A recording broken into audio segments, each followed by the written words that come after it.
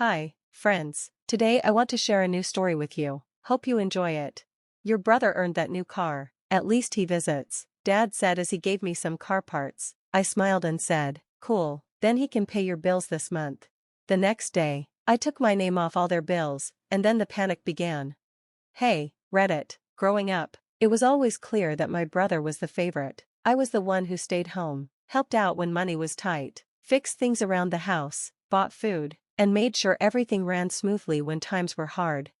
My brother? He showed up maybe twice a year, once at Thanksgiving, if we were lucky, and once at Christmas to grab gifts and compliments before disappearing again. Still, my parents, especially my dad, always acted like my brother was more important. Somehow, short visits full of fake hugs meant more than the steady help I gave every day. Last week, I reached my limit. I came home from a long, painful work shift, feeling tired and broke, when Dad called me outside. There in the driveway was a shiny new car, much nicer than the old junker my brother used to drive. Dad handed me some boxes with car parts and said he needed help fixing their truck. No greeting, no thanks, just handed me parts and said my brother deserved the new car because at least he visits, like everything I did didn't matter just because it wasn't showy. I looked at him for a second, feeling the sting of those words, then I smiled, not a fake smile, but the kind you give when you've already made up your mind. I said, cool, then he can pay your bills this month. Dad blinked, maybe realizing something was up, but he didn't say anything. He just walked back inside, expecting me to keep helping like always.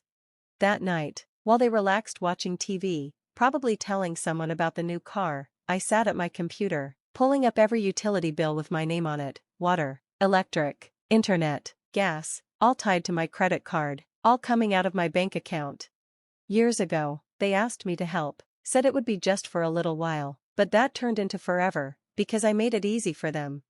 But not anymore. That night, I didn't just stop the payments, I broke the chain tying me to their needs. The next morning, before they woke up, I made the calls, removed my name and bank info, scheduled shutoffs, canceled autopay.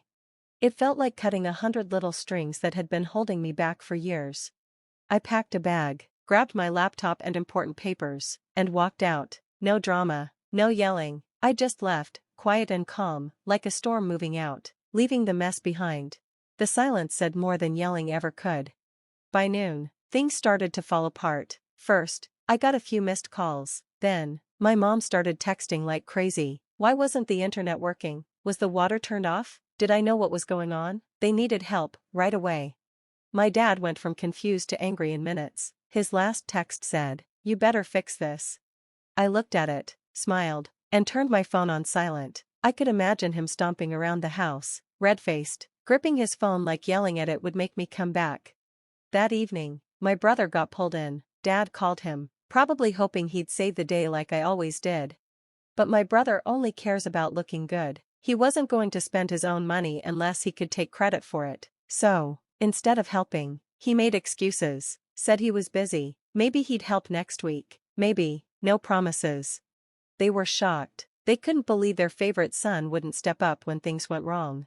Meanwhile, I was sitting at my friend's place, drinking coffee, feeling lighter than I had in years. No more being the backup plan. No more carrying people who didn't respect me. No more being invisible. I thought I might feel bad, and a small part of me did, just a little, the part trained to put their needs first, but that feeling was drowned out by something stronger: peace, real peace, the kind I hadn't felt in forever.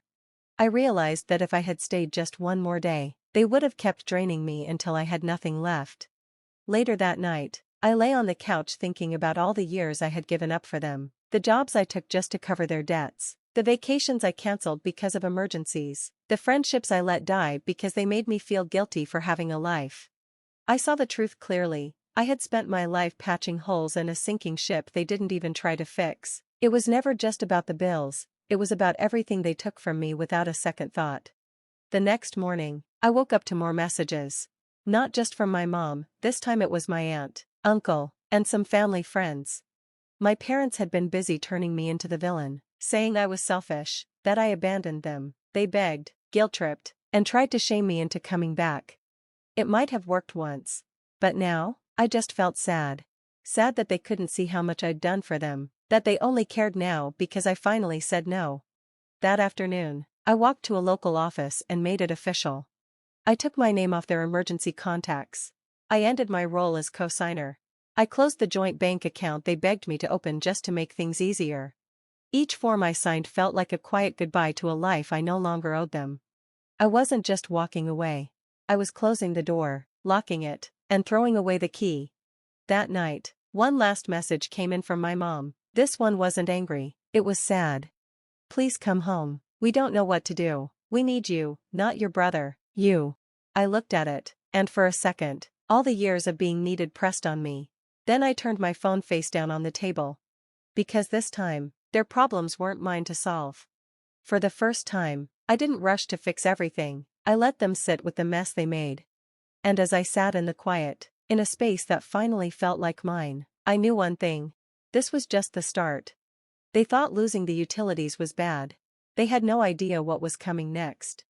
The next few days were strangely quiet. After all the texts and drama, it was like they vanished.